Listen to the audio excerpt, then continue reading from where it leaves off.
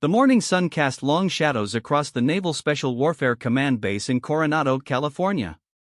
Staff Sergeant Maria Rodriguez walked through the main gates, her marine dress blue uniform crisp despite the early hour. But, beneath the polished exterior, purple bruises painted a map of pain across her left cheek and jaw, partially hidden by carefully applied concealer that couldn't quite mask the swelling around her eye.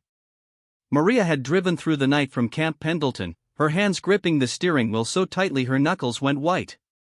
The radio played softly, but she heard nothing except the echo of her commanding officer's words from 3 days ago. "Rodriguez, you're being temporarily assigned to the SEAL training facility.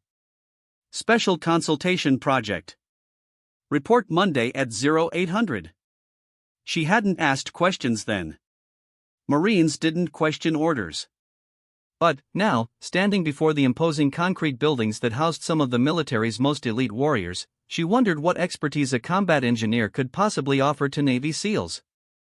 Her specialty was explosives and battlefield fortifications, not maritime operations or close-quarters combat. The base was already buzzing with activity despite the early hour. Young men in various stages of SEAL training jogged past in formation, their faces set with determination and exhaustion. Maria recognized that look. She'd worn it herself during her own grueling training at Parris Island, and again during her deployment to Afghanistan, where she'd earned her Combat Action Ribbon and Purple Heart. As she approached the main administrative building, Maria caught her reflection in the glass doors. The bruises were more visible than she'd hoped. She'd spent 20 minutes that morning trying different makeup techniques, finally settling on a combination that made her look like she'd simply been in a training accident rather than something more personal. The last thing she needed was questions about her private life interfering with whatever assignment awaited her. Inside the building, air conditioning provided relief from the California heat. The reception area was typical military efficiency: beige walls, government-issued furniture, and the mandatory collection of photographs showing the base's history and notable graduates. Behind the desk sat a young petty officer who looked up as she approached. "Staff Sergeant Rodriguez reporting as ordered," Maria announced, placing her orders on the counter. The petty officer glanced at the paperwork, then at Maria's face. His eyes lingered on the bruises for just a moment too long before professional training kicked in. "Yes, ma'am. Captain Morrison is expecting you. Conference room 3, down the hall and to your right." Maria nodded her thanks and followed the directions, her combat boots clicking against the polished linoleum floors. The hallway was lined with photographs of SEAL teams throughout history, from the underwater demolition teams of World War II to modern-day operations in Iraq and Afghanistan. She recognized some of the faces from news reports and military publications. Conference room 3 was larger than she'd expected, with a long table surrounded by chairs and a presentation screen at one end. Already seated around the table were 5 men, all wearing the distinctive Navy working uniform with the SEAL trident prominently displayed on their chests. Their conversation stopped abruptly as she entered. "Gentlemen, this is Staff Sergeant Maria Rodriguez, United States Marine Corps," announced Captain Morrison, a weathered man in his late 40s who stood from the head of the table. "She's the specialist I mentioned." The SEALs remained seated, studying her with the practiced eye of warriors sizing up a new team member. Maria could feel their assessment, taking in everything from her posture to the barely concealed bruises on her face. She'd been evaluated by men before, both in training and combat situations, but there was something different about this group's scrutiny. "Take a seat, Staff Sergeant," Captain Morrison continued, gesturing to an empty chair. "Let me introduce the team. Lieutenant Commander Jake Sullivan, our team leader." A tall man with prematurely gray hair nodded in acknowledgement. "Senior Chief Petty Officer Marcus Williams, Operations Specialist." A compact African-American man with intelligent eyes offered a slight smile. "Petty Officer First Class Tommy Chen, Communications." A young-looking Asian man raised his hand in a brief wave. "Petty Officer First Class David Martinez, Medic and Explosives Expert." A stocky Hispanic man studied her with particular interest. "And Petty Officer Second Class Ryan O'Brien, our newest team member." The youngest of the group, probably mid-20s, gave her an uncertain nod. Maria took the offered seat, placing her hands flat on the table in a gesture of openness despite feeling anything but comfortable. Gentlemen, she acknowledged. Captain Morrison activated the presentation screen, displaying satellite images of a compound in what appeared to be a desert environment. Staff Sergeant Rodriguez, your reputation precedes you. Your work in Afghanistan, particularly the improvised explosive device detection and neutralization program you developed, has caught the attention of some very important people in Washington. Maria felt a flush of pride mixed with apprehension.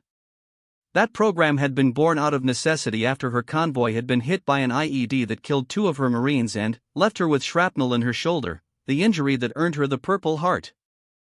She'd spent months analyzing attack patterns and explosive signatures, eventually developing a detection protocol that had saved countless lives. Your assignment here is classified, but I can tell you it involves a high-value target retrieval operation that requires someone with your specific expertise in explosive detection and neutralization, Morrison continued.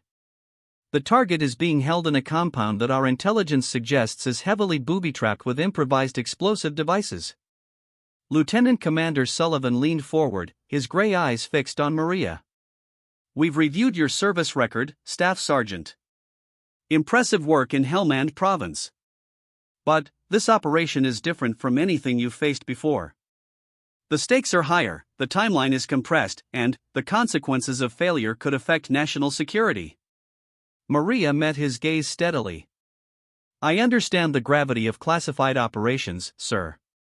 My clearance level should be sufficient for whatever briefing materials you need to share. Senior Chief Williams spoke up, his voice carrying the authority of someone who'd seen decades of combat. This isn't about clearance levels, Rodriguez. This is about trust. We're going to be relying on your expertise to keep us alive in a situation where one wrong step could kill the entire team.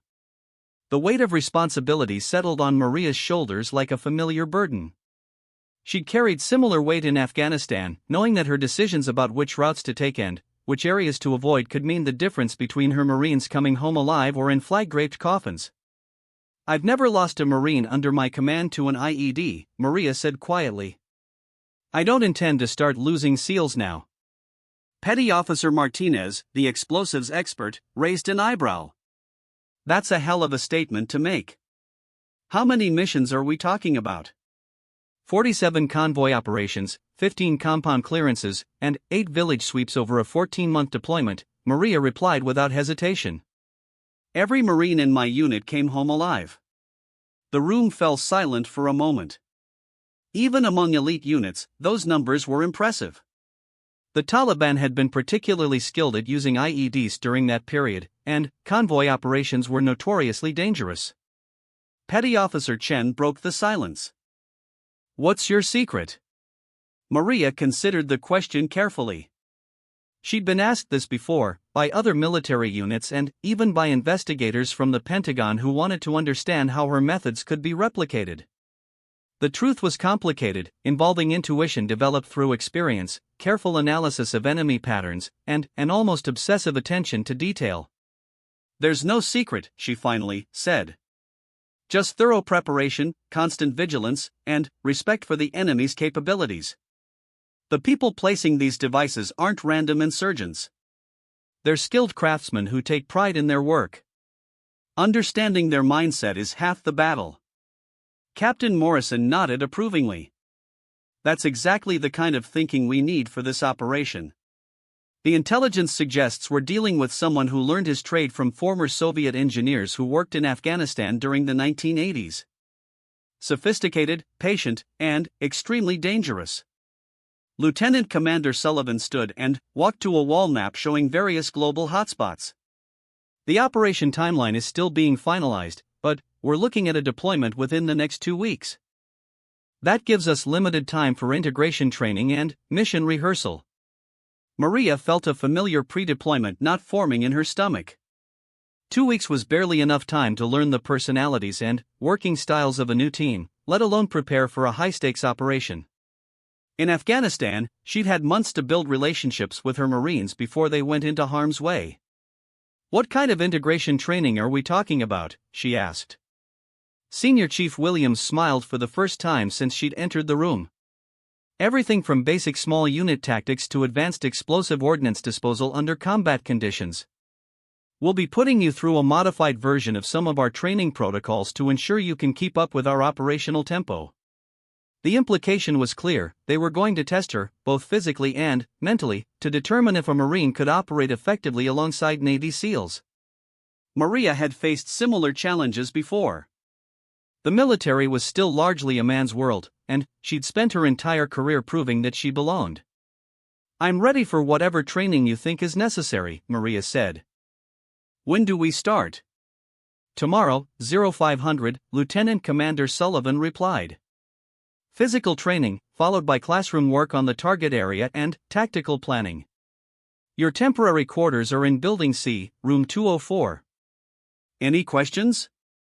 Maria shook her head. "No, sir. I'll be ready." As the meeting broke up and the SEALs filed out, Captain Morrison lingered behind. "Staff Sergeant, a word in private?" Maria remained seated as the others left, wondering if this was where questions about her appearance would finally surface. Morrison closed the door and returned to his seat across from her. "I know this isn't easy," he began. "Being dropped into an established team with a classified mission and limited preparation time. But your reputation really does precede you. The officer who recommended you for this assignment spoke very highly of your abilities under pressure." "Thank you, sir. I won't let the team down." Morrison studied her face for a moment, and Maria braced herself for questions about the bruises. Instead, he simply nodded. "I believe that. But I want you to know that if you need anything during your time here, anything at all, my door is open." "Clear?" "Crystal clear, sir." As Maria left the conference room and made her way to her temporary quarters, she reflected on the strange turn her career had taken. 3 days ago, she'd been preparing for a routine training exercise with her engineering unit. Now she was about to undergo SEAL training for a classified operation that could affect national security. Building C turned out to be a standard military barracks, though notably better maintained than the Marine facilities she was accustomed to. Room 204 was small but adequate, with a single bed, desk, and wall locker. Her sea bag, which had been shipped ahead, was waiting on the bed. As she unpacked her gear, Maria caught sight of herself in the small mirror above the sink.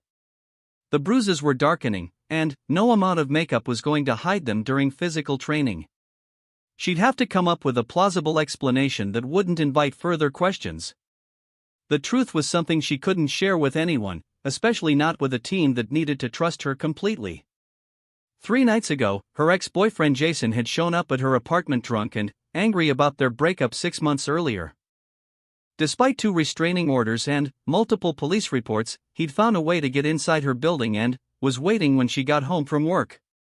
The confrontation had been brief but violent. Jason's military training, learned during his time as an Army Ranger, had made him dangerous even when intoxicated.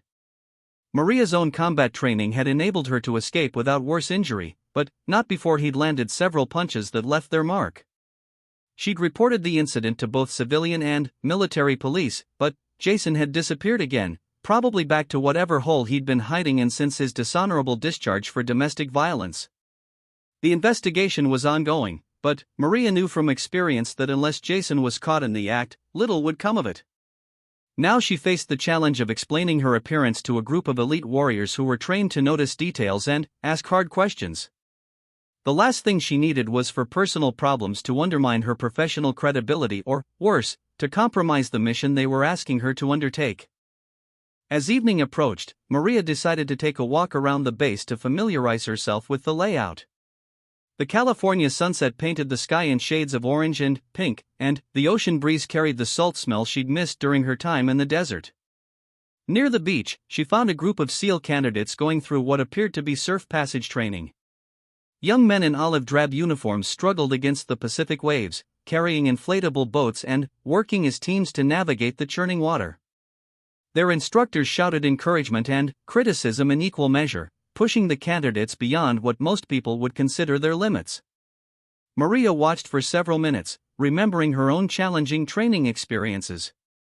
Marine boot camp had been different but equally demanding, designed to transform civilians into warriors through physical and mental challenges that seemed impossible until you completed them. Impressive, isn't it? A voice said behind her. Maria turned to find Senior Chief Williams approaching, now dressed in civilian clothes. Yes, it is. Takes me back to my own training days. Williams joined her at the fence overlooking the beach. Different for Marines, I imagine. More emphasis on traditional military discipline, less on the kind of unconventional warfare we specialize in.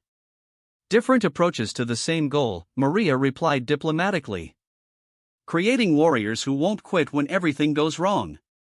Speaking of not quitting, Williams said, glancing at her bruised face, you might want to have our medic take a look at that tomorrow. Martinez is good at his job, and he's discreet. Maria felt heat rise in her cheeks. It's not as bad as it looks. Training accident. Williams nodded, but his expression suggested he wasn't entirely convinced. Training accidents happen to all of us. The important thing is learning from them so they don't happen again. The conversation carried an undercurrent that Maria couldn't quite interpret. Was Williams offering help, or was he fishing for information about her fitness for duty? In her experience, military men usually fell into one of two categories when it came to women with unexplained injuries: those who minded their own business and those who felt compelled to play protector. I appreciate the concern, Senior Chief, but I'm fine. Ready for tomorrow's training. I'm sure you are, Williams replied. Sullivan and the others might seem skeptical about working with a Marine, but it's not personal. We've just never had an outsider integrated into a team this way for an operational mission. There are questions about how the chain of command works, how decisions get made under stress, that kind of thing. Maria understood the concern. Military units developed their own culture and communication patterns through shared training and experience. Dropping an outsider into that dynamic, especially for a high-stakes mission, created uncertainties that could prove dangerous. I've worked with Navy units before, she said. Joint operations in Afghanistan. I understand that every service has its own way of doing things. This is different from joint operations, Williams explained. In those situations, everyone maintains their own command structure and area of responsibility. For this mission, you'll be integrated directly into our team. When Sullivan gives an order, you'll be expected to follow it without question, even if it contradicts your Marine training. The implication was clear: loyalty to the team had to override loyalty to her service branch. Maria had never faced that kind of divided allegiance before, but she understood the necessity. In combat, hesitation or confusion about who was in charge could get everyone killed. I understand, Senior Chief. When we're operational, Lieutenant Commander Sullivan is my commanding officer. Williams seemed satisfied with her response. Good. One more thing, Rodriguez. This team has been through a lot together. They've saved each other's lives more times than I can count. That kind of bond doesn't develop overnight, and they're going to be watching to see if you're someone they can trust with their lives. As Williams walked away, Maria remained at the fence watching the SEAL candidates struggle through their training. Tomorrow, she would begin her own version of that struggle, fighting to prove she belonged among these elite warriors. The bruises on her face were the least of her concerns. The real challenge would be earning the trust and respect of men who had already proven themselves in the world's most dangerous places. The sun disappeared below the horizon, and the beach training session concluded with the candidates hauling their boats up onto the sand. Their instructors gathered them for what appeared to be a debrief session, voices carrying across the water as they analyzed the evening's performance. Maria turned and walked back toward her quarters, mentally preparing for whatever trials awaited her. She'd faced down Taliban fighters, neutralized sophisticated explosive devices, and led Marines through some of the most dangerous terrain in Afghanistan. Tomorrow, she would discover if those experiences had prepared her to stand alongside Navy SEALs. The alarm clock screamed at 0430, but Maria was already awake, staring at the ceiling and mentally preparing for her first day of SEAL integration training. She'd slept poorly, partly due to the unfamiliar surroundings but mostly because of the nagging pain from her injuries and the anxiety about proving herself to a team that clearly had reservations about her presence. After a quick shower, Maria examined her reflection again. The bruises had deepened overnight, transitioning from purple to a mix of blue and black that makeup could barely touch. She did her best with concealer, then pulled on Marine Corps physical training gear, olive drab shorts, gray shirt, and running shoes that had carried her through countless miles of training and deployment. The base was already stirring to life as she made her way to the designated meeting point near the beach.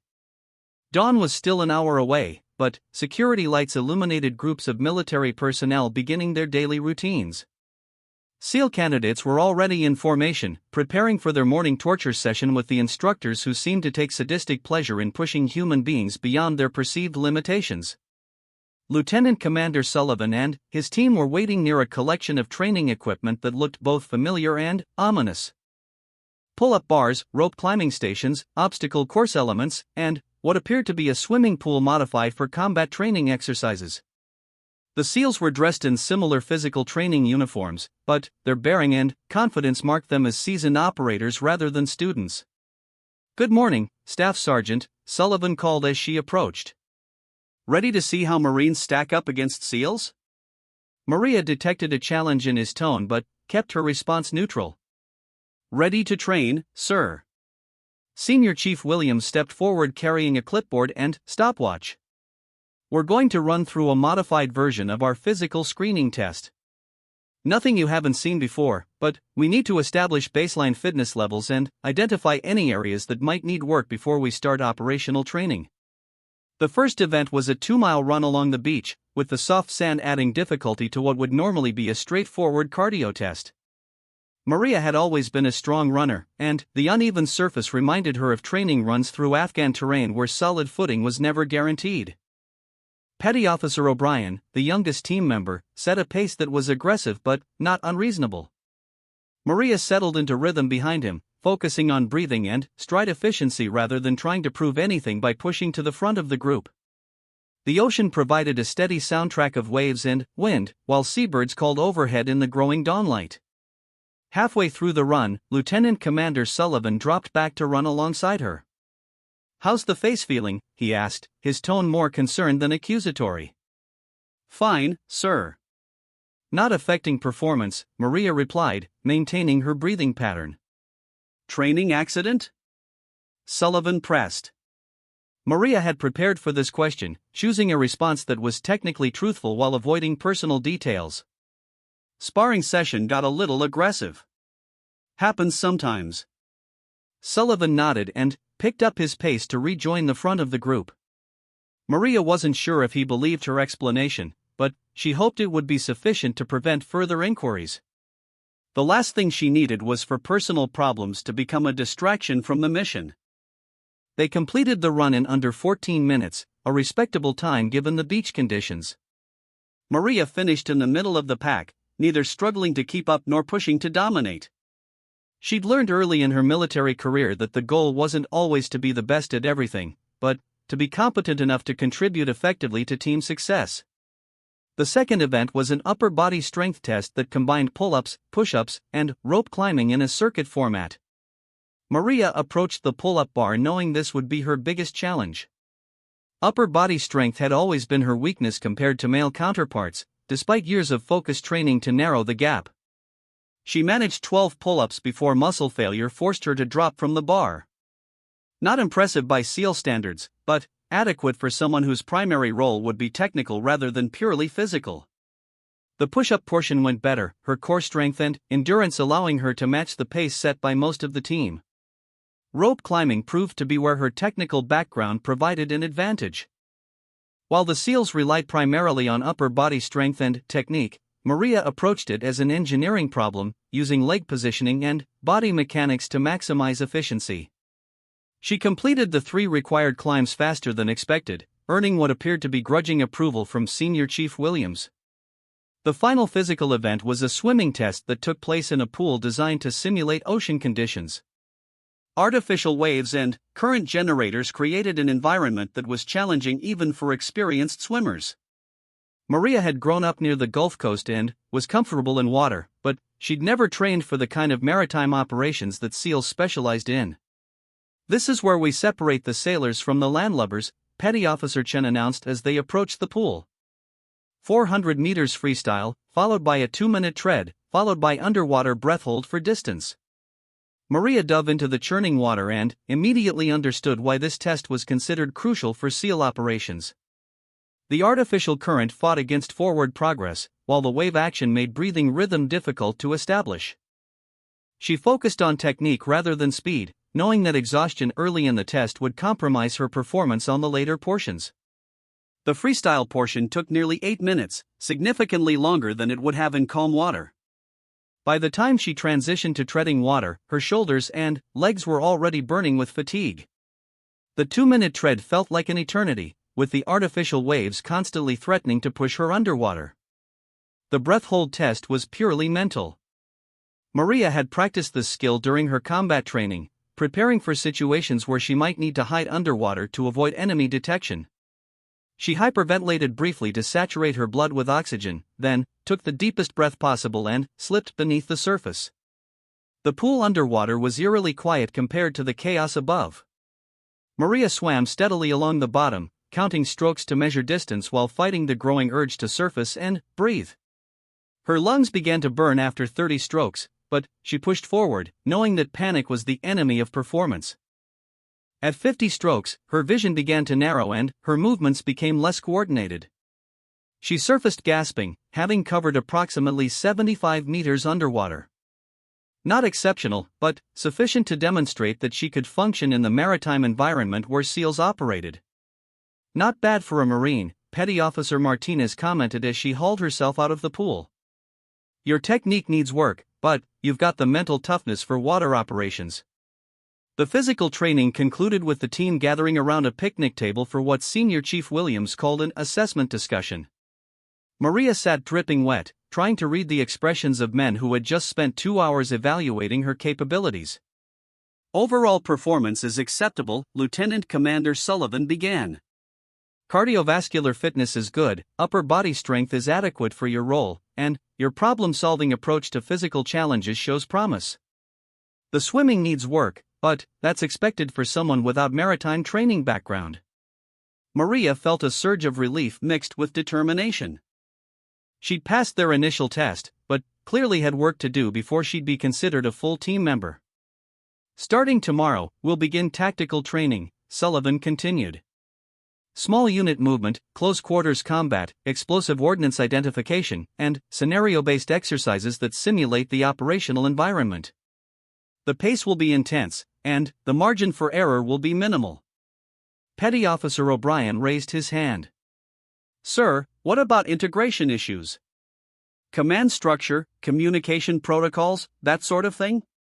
Good question. For the duration of this operation, Staff Sergeant Rodriguez will hold the equivalent rank of Petty Officer First Class within our team structure. She'll report directly to me, with Senior Chief Williams as her immediate supervisor for training and operational matters. The temporary rank assignment was both practical and diplomatic. It placed Maria in the middle of the team hierarchy, giving her authority over junior members while keeping her subordinate to the senior leadership. More importantly, it clarified the chain of command issues that could prove dangerous during actual operations. After the team dispersed to clean up and prepare for the day's classroom sessions, Martinez approached Maria as she gathered her gear. Rodriguez, got a minute? Sure, what's up? Martinez glanced around to ensure they weren't overheard, then gestured toward her face. Look, I know it's none of my business, but if you need someone to look at those injuries, I'm qualified. No questions asked, no official reports required. Maria studied the SEAL medic's expression, looking for signs of judgment or hidden agenda. Instead, she saw genuine concern and professional competence. Military medics learn to treat all kinds of injuries without passing judgment on how they occurred. I appreciate the offer, but I'm fine. Really? Martinez replied skeptically. Well, the offer stands if you change your mind. Sometimes injuries that look minor can have complications, especially head trauma. Concussions can be sneaky that way. After Martinez walked away, Maria realized she was being offered more than just medical treatment. She was being offered acceptance into the informal support network that existed within military units, the brotherhood that looked out for its members regardless of official protocols or service rivalries. The morning classroom session took place in a secure briefing room equipped with multiple screens and communication equipment. Captain Morrison was present, along with a Navy intelligence officer who introduced himself only as Commander Davis. The atmosphere was notably more serious than the physical training session. "What you're about to see and hear is classified at the top secret level," Commander Davis announced. "Any unauthorized disclosure could result in court-martial and federal prosecution." The main screen displayed satellite imagery of a compound located in what appeared to be mountainous desert terrain. The resolution was extraordinary, showing details down to individual vehicles and personnel. Maria could see why her expertise in explosive devices was needed. The compound showed clear signs of defensive preparations that included buried objects consistent with improvised explosive devices. The target is Dr. Hassan Nazir, a Pakistani nuclear engineer who disappeared from a weapons facility 6 months ago, Davis continued. "Intelligence indicates he's being held against his will by a terrorist organization that wants to force him to provide technical assistance for their nuclear program." Maria felt the weight of the mission settling on her shoulders. Nuclear terrorism was every military professional's nightmare scenario, the kind of threat that kept intelligence officials awake at night worrying about civilization-ending consequences. The compound is located in a remote area of Pakistan near the Afghan border, Davis explained as the images shifted to show the surrounding terrain. Pakistani government forces cannot mount a rescue operation without risking international incidents, and the terrorist organization has threatened to kill Dr. Nazir if they detect any military approach. Lieutenant Commander Sullivan leaned forward in his chair. "What's our insertion method?" "This looks like it's about 50 miles from the nearest Pakistani military base. High altitude, low opening parachute drop at night, followed by overland movement to the target," Davis replied. "Extraction will be by helicopter from a predetermined landing zone approximately 2 miles from the compound." The tactical challenge was obvious even to Maria's non-SEAL perspective. They would be operating deep in hostile territory, with no backup and no easy escape route if things went wrong. Success would depend entirely on speed, stealth, and precise execution. "Staff Sergeant Rodriguez, your role will be to identify and neutralize the explosive devices that intelligence indicates are protecting the compound," Davis said, focusing the briefing on her specific responsibilities. "We believe the terrorist organization has a former Soviet military engineer who learned his trade in Afghanistan during the 1980s. Expect sophisticated, well-hidden devices with multiple triggering mechanisms." Maria studied the satellite images, looking for patterns and signs that might indicate placement of explosive devices. The compound's layout showed clear defensive thinking, with multiple entry points but obvious choke points where attackers would be funneled into predetermined kill zones. "What kind of intelligence do we have on the device specifications?" she asked.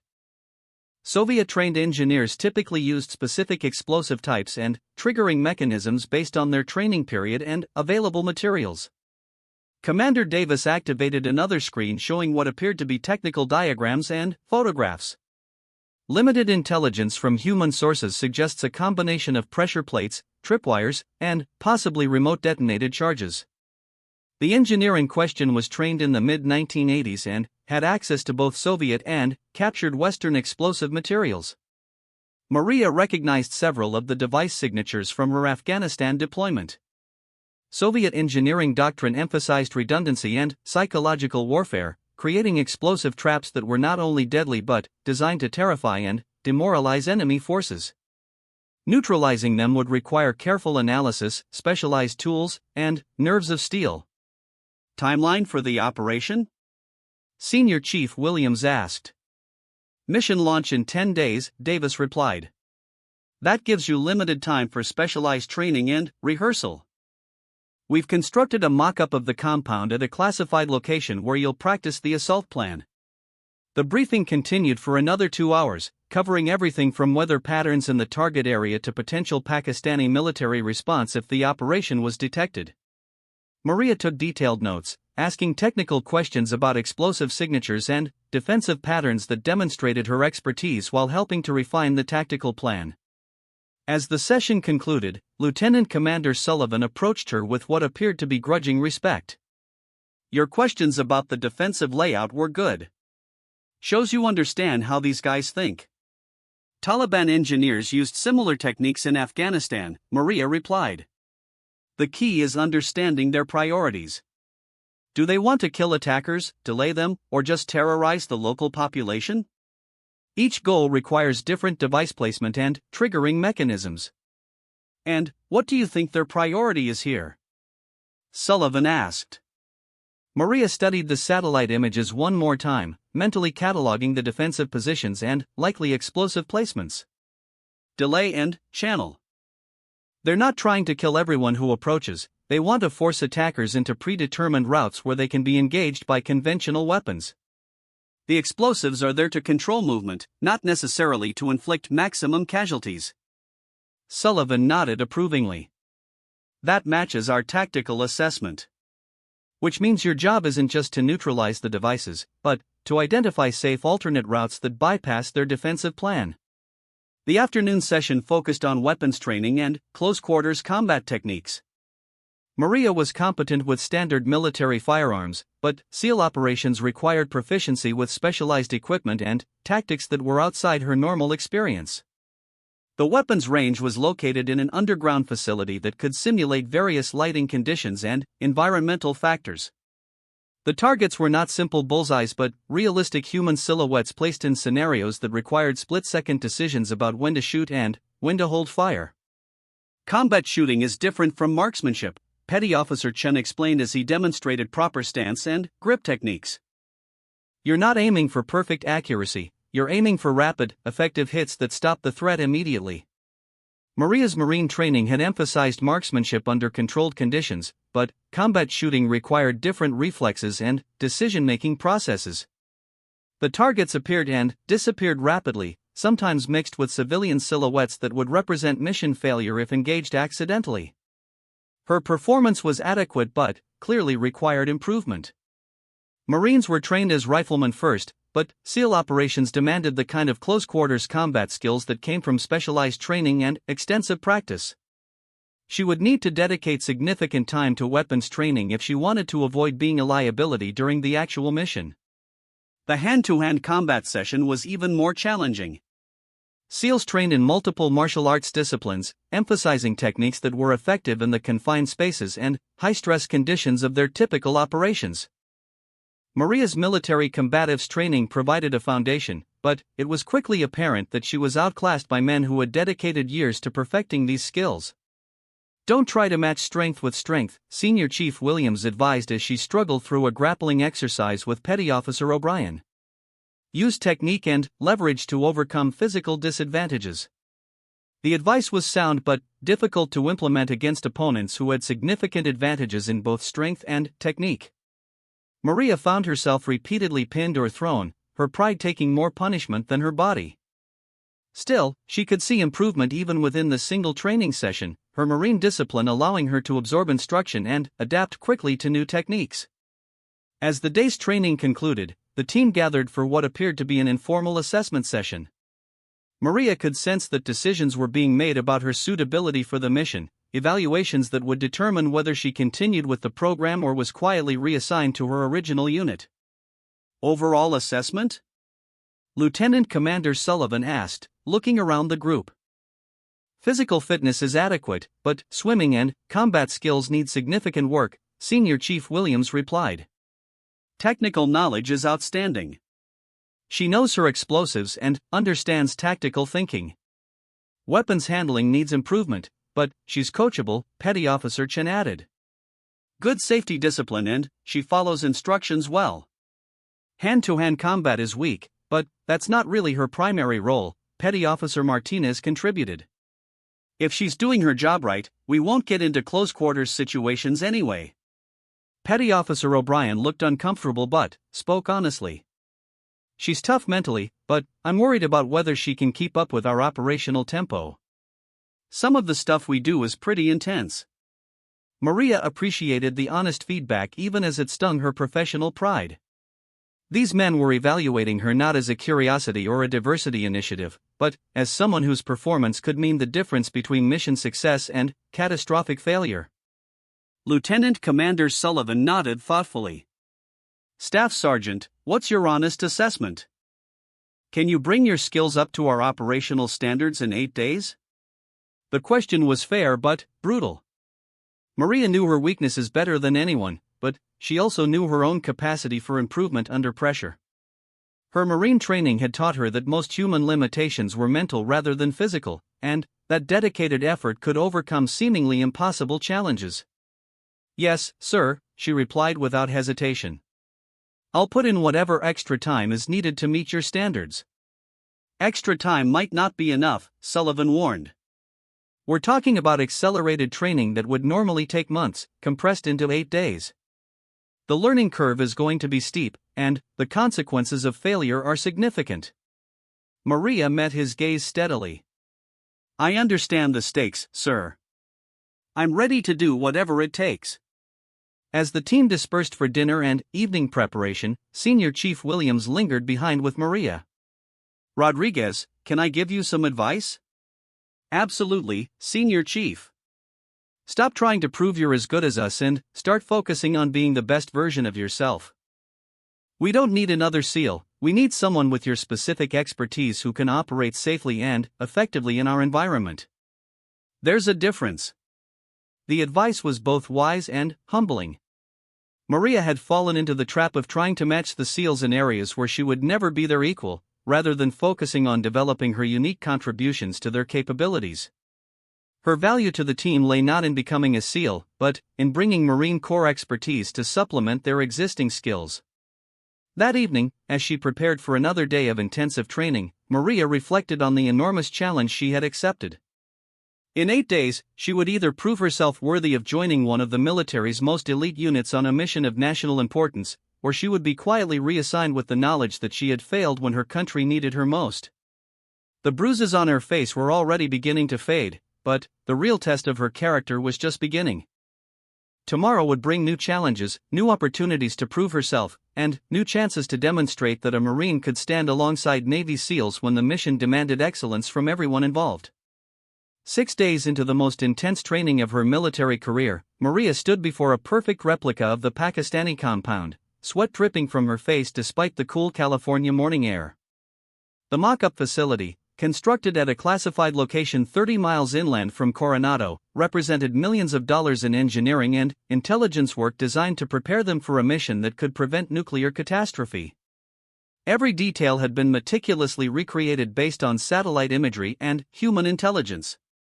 The walls were the same height and thickness as the original, the guard towers positioned exactly as they appeared in reconnaissance photos, and even the landscaping matched the sparse vegetation of the target area. Most importantly for Maria's purposes, the training facility included realistic explosive devices placed according to the best estimates of where the terrorist organization's Soviet-trained engineer had positioned his deadly surprises. Final rehearsal, Lieutenant Commander Sullivan announced to the assembled team. "Everything we've learned over the past week gets put to the test. Live ammunition, live explosives, real-time decision-making under stress. No do-overs if someone makes a mistake." The past week had transformed Maria in ways she hadn't thought possible. Her swimming skills, while still not matching SEAL standards, had improved dramatically through daily sessions that pushed her cardiovascular system to its limits. Her weapons handling had evolved from competent to genuinely skilled, with hours of close-quarters combat training developing the muscle memory and reflexes necessary for split-second tactical decisions. Most importantly, she had begun to understand the unique culture and communication style that made SEAL teams effective in high-stress situations. Unlike the more formal command structure of Marine units, SEALs operated through a combination of explicit orders and intuitive teamwork that required absolute trust between all members. "Rodriguez, you've got 8 minutes to clear a path through the explosive barrier to the main compound," Senior Chief Williams announced, checking his stopwatch. "Clock starts when you cross the perimeter fence." Maria approached the fence line carrying a backpack full of specialized equipment that had become as familiar as her own weapon over the past week. Electronic detection devices, shaped charges for controlled demolition, and manual tools for disarming mechanisms that were too sensitive for electronic countermeasures. Each piece of gear represented years of development by military engineers working to stay ahead of increasingly sophisticated explosive threats. The fence itself was the first challenge. Intelligence suggested it was wired with motion sensors and, possibly explosive charges designed to funnel attackers toward predetermined entry points. Maria used her electronic detector to scan for active circuits, finding the telltale electromagnetic signatures of buried cables running along the base of the fence. Following the cables with her detector, she identified a section where the wiring pattern suggested a gap in coverage rather than an intentional trap. Using wire cutters designed to avoid triggering electrical circuits, she created an opening just large enough for the team to pass through single file. First obstacle cleared, she whispered into her tactical radio. Proceeding to the building perimeter. The area between the fence and the main compound had been designed to channel attackers through a series of predetermined routes. Maria could see the tactical thinking behind the layout: natural barriers like decorative boulders and drainage ditches that appeared random but actually forced movement patterns that would expose attackers to defensive fire from the guard towers. Her job was to identify the explosive devices that reinforced this defensive scheme and create safe passage that bypassed the terrorist organization's killing ground. She worked methodically, using her electronic detector to identify buried objects while visually scanning for signs of disturbed earth or suspicious placement of natural features. The first device was buried beneath what appeared to be a randomly placed concrete barrier. The electromagnetic signature suggested a pressure-activated mechanism with a backup tripwire system, exactly the kind of redundant engineering that Soviet-trained bomb makers favored. Maria photographed the site with her tactical camera, then used a shape charge to neutralize the explosive without triggering the detonation sequence. Device 1 neutralized, she reported. Continuing sweep. Device 2 was more sophisticated, hidden beneath a drainage grate that would naturally attract attackers seeking cover. The electronic signature was more complex, suggesting multiple triggering mechanisms and, possibly, a remote detonation capability. This was the kind of trap that could eliminate an entire assault team if approached carelessly. Maria spent precious minutes analyzing the device signature, comparing it to examples from her Afghanistan experience and the intensive training she'd received over the past week. The pattern suggested a Soviet PMN-2 anti-personnel mine modified with additional triggering mechanisms, a combination that would be virtually impossible to disarm manually without setting off the primary charge. Instead of attempting disarmament, she used her shaped charges to create a controlled detonation that destroyed the device without compromising the surrounding area. The explosion was loud enough to alert any guards in the compound, but it was better than losing team members to a sophisticated trap. Device 2 destroyed, she reported. Primary route is clear, but we've lost stealth advantage. Copy that, Lieutenant Commander Sullivan responded through her earpiece. Proceeding to Phase 2 of the assault. Phase 2 involved close-quarters combat in the compound buildings, where Maria's role shifted from explosive ordnance disposal to providing technical support for the team's primary mission, locating and extracting Dr. Nazir before his captors could execute him or move him to another location. The building entry required additional explosive expertise as intelligence suggested the doors and windows were wired with devices designed to kill anyone attempting forced entry. Maria approached the main door carrying a specialized detection device that could identify electrical circuits and mechanical triggering mechanisms without setting them off. The door proved to be a masterpiece of defensive engineering. 3 separate triggering mechanisms had been installed: a pressure plate beneath the threshold, an electrical circuit connected to the door handle, and a magnetic switch that would activate if the door was open more than a few inches. Defeating all 3 systems simultaneously required careful coordination and precise timing. Multiple trigger systems detected, Maria reported. Need 2 minutes to create safe entry. Clock is ticking, Rodriguez, Sullivan responded. Guards are going to be responding to that explosion any moment. Working under pressure, Maria used a combination of electronic countermeasures and manual bypasses to neutralize each triggering mechanism. The pressure plate was defeated by bridging the circuit with a specialized electronic device. The door handle circuit was bypassed by cutting and rerouting specific wires identified through careful voltage testing. The magnetic switch was the most challenging, requiring precise positioning of a rare earth magnet to fool the sensor into believing the door remained closed. Entry secured, she announced, swinging the door open to reveal the compound's interior. Path is clear for team advance. The SEALs moved through the door in practiced formation, their weapons ready and their movements coordinated through hand signals and tactical communication that had been perfected through years of training and operational experience. Maria followed behind, carrying equipment designed to detect and neutralize any additional explosive threats they might encounter inside the building. The interior of the compound was a maze of corridors and rooms designed to confuse attackers and provide defensive advantages to the occupying force. Each corner could hide an explosive device, and every doorway represented a potential choke point where the team could be ambushed or trapped by hidden dangers. Maria's electronic detector immediately identified several suspicious signatures that suggested additional explosive devices had been placed throughout the building. The pattern was consistent.